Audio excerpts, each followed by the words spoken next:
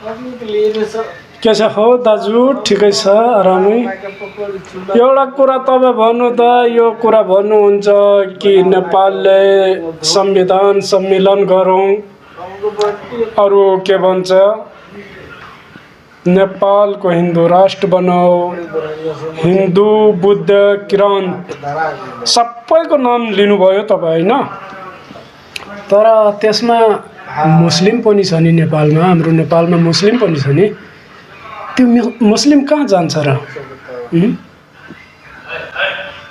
सिर्फ तपाईँ त्यही हिन्दू बुद्धिस्ट किराँतको बारेमा कुरा गर्नुभयो। त्यही मुखले अलिकति मुस्लिमको कुरा गरिदियो भने कति राम्रो लाग्थ्यो, कति तपाईँको बोली चाहिँ सुहाउँथ्यो। तर तपाईँ बोल्नु भएन।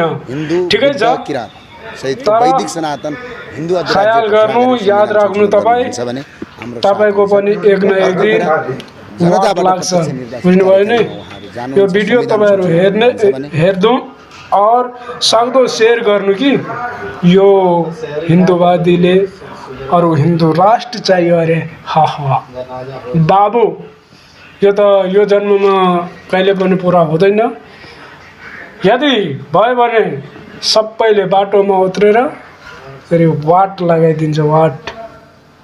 थाहा राख्नु है, माओवादी फेरि फर्केर आउँछ नेपालमा, याद राख्नु। माओवादी फेरि जङ्गल मान्छेको धर्नुपर्छ, बस्नुपर्छ, फेरि बस्ला।